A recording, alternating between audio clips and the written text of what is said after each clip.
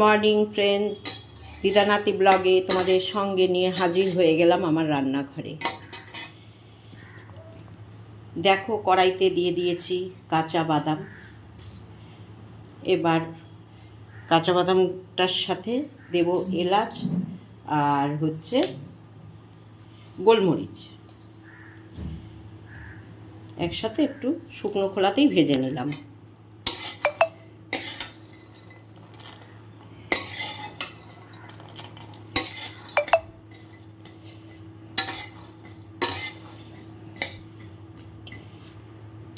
এবারে এটা ঢেলে নেব। দেখো, কড়াইতে তেল দিয়ে দিয়েছি আর ফোড়নে দিলাম জিরে। জিরেটা হালকা ভাজা হবে। এবারে দিয়ে দেব পেঁপেগুলো। পেঁপে কেটে ধুয়ে জল ছড়িয়ে রেখেছি।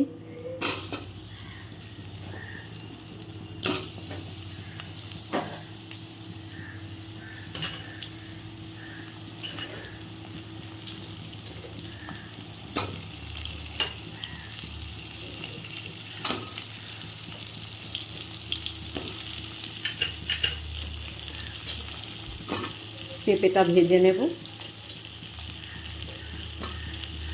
হালকাভাবে।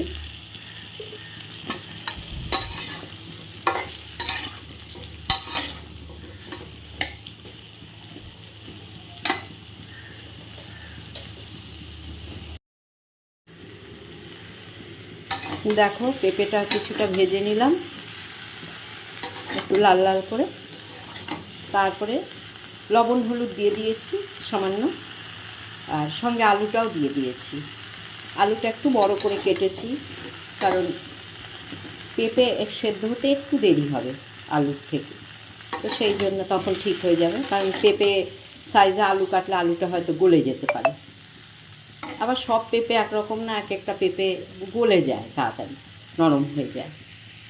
তো আলু আর পেঁপেটা জিরে ফোড়ন দিয়ে ভালো করে লবণ হলুদ দিয়ে ভেজে। দেখো, সামান্য ঘি দিয়ে দিয়েছি। এখানে আদা জিরে বাটা দিলাম, আর আলু পেঁপেটা ভেজে এই যে তুলে নিয়েছি।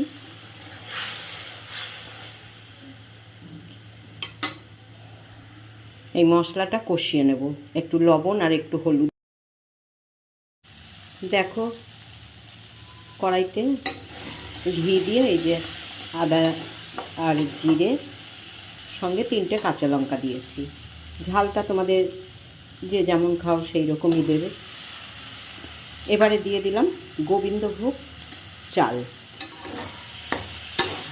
গোবিন্দভোগ চালটা ধুয়ে জল ঝরিয়ে রেখেছিলাম। এবারে মশলার সাথে চালটা ভেজে নেব।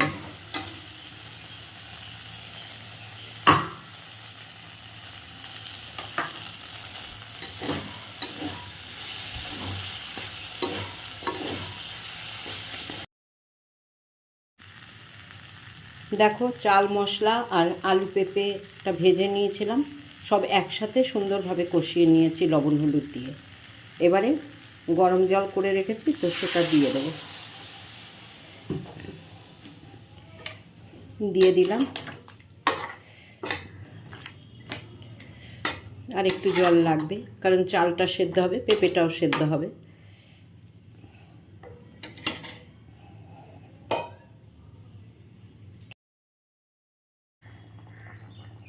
দেখো,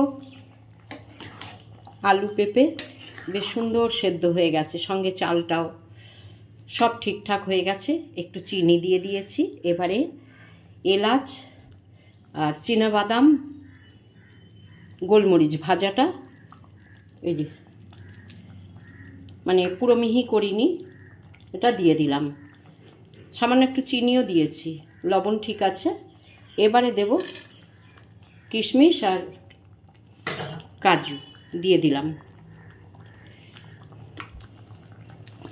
আর ঘিয়ের ওপরে কষিয়েছিলাম, তো অল্প ঘি দেব।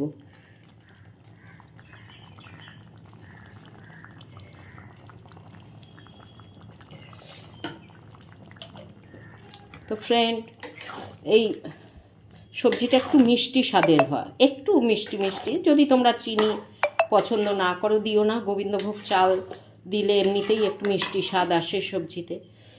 করে খেয়ে দেখো, অপূর্ব, যেন মনে হয় ভোগের তরকারি, এত সুন্দর লাগে। ঠাকুরকেও করে দেওয়া যায়। এটা ভাত, রুটি, লুচি সবের সাথেই করে খেতে পারো। তো তৈরি হয়ে গেল আমার আলু পেঁপে গোবিন্দভোগ চাল দিয়ে ঘন্ট। এবারে কিছুক্ষণ ঢেকে রেখে দেব, তারপরে পাত্রে ঢেলে। দেখো 10 মিনিট ঢেকে রেখেছিলাম, এবারে নাবিয়ে নিয়েছি। বেশ সুন্দর, তখন মনে হচ্ছিল ঝোল ঝোল, বেশ অনেকটা বসে গেছে, আরও বসে যাবে, কারণ ঠান্ডা হলেই বসে যাবে।